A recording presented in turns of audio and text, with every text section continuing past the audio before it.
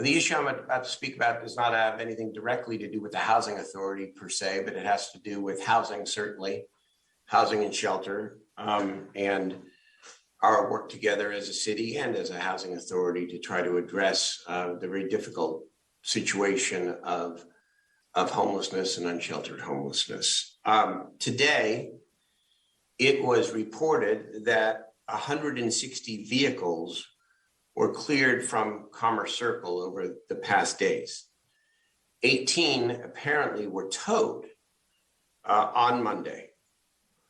As I sit here today, I know and I don't believe we have any information on who resided in these 18 vehicles and where the people who were residing within them are.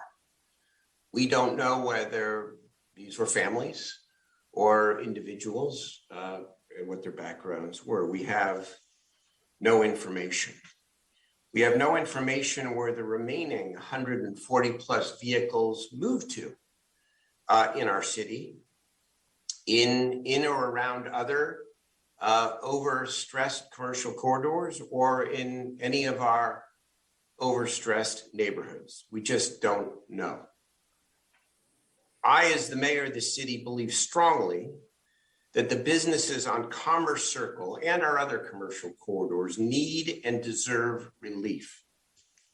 I believe that living in unsupervised tent encampments is a health and safety crisis for the businesses, for the neighborhoods, but mostly for the people living in such conditions. From what I know,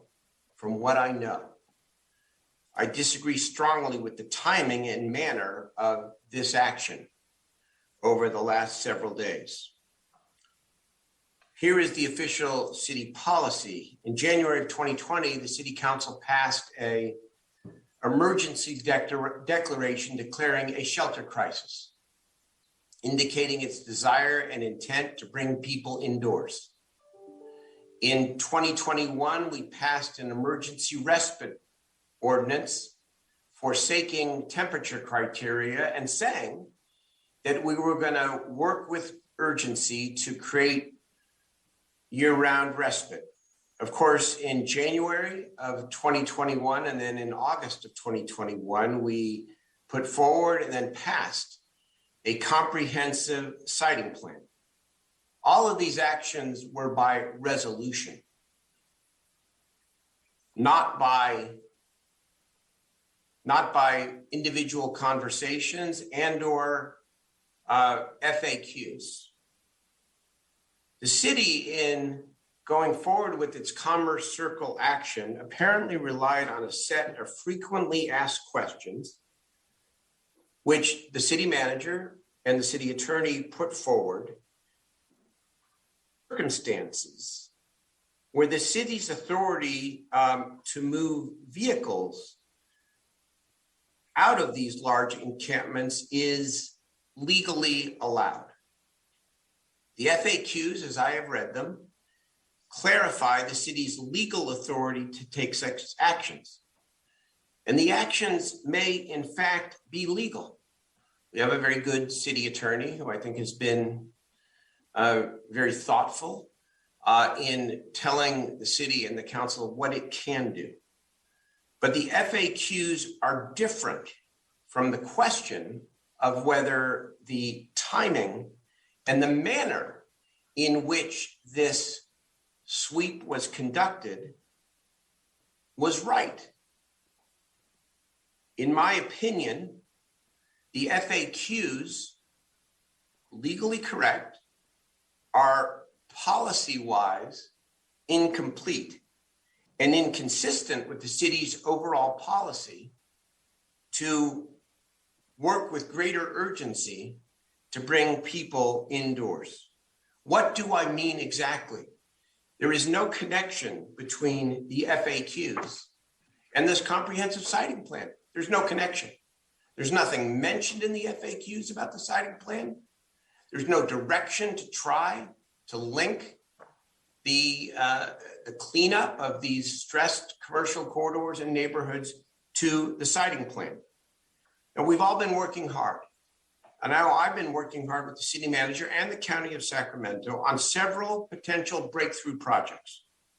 We're still not there yet, although I am hopeful that within the next couple of weeks, we will have some significant announcement. But even prior to these breakthrough projects, as part of the siting plan, we have identified several safe parking sites as a matter of great urgency. And so I ask, what is the timeline for FTA approval of the safe parking lot at Roseville Road? What is the timing for obtaining water board approval for the Colfax site intended as safe parking? What is the timeline for the Lemon Hill safe parking site brought forward by Council Member Guerra? I think we are very fortunate to have the leadership of Bridget Dean. But why does the DCR only have 16 outreach workers after a year in operation? 6 on staff and 10 by contract. How do we formalize a more comprehensive outreach strategy between the city and the county, maximizing the teams and the resources we each have? I want to be clear so that my words are not taken out of context. I do not expect perfection.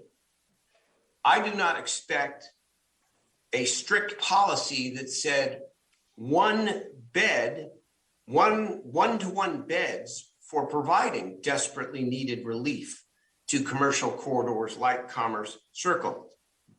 But what I do expect, and I think that the city expects, the community expects, is a transparent, articulated public plan that describes the level of outreach and whether any alternatives, whether housing and living in their vehicles, were offered to the people towed. 18 vehicles towed. I don't know. Were these families? Were these children? We don't know. If this city and our policymakers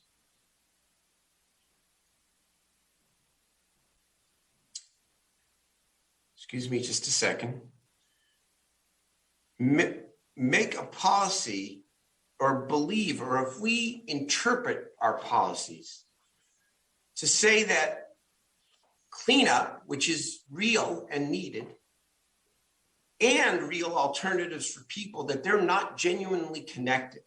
If we're saying they're not genuinely connected in some way, then we are setting up the community for a different kind of a failure, which is moving people from one area of the city to another without adding more urgently to the capacity to bring people into better circumstances.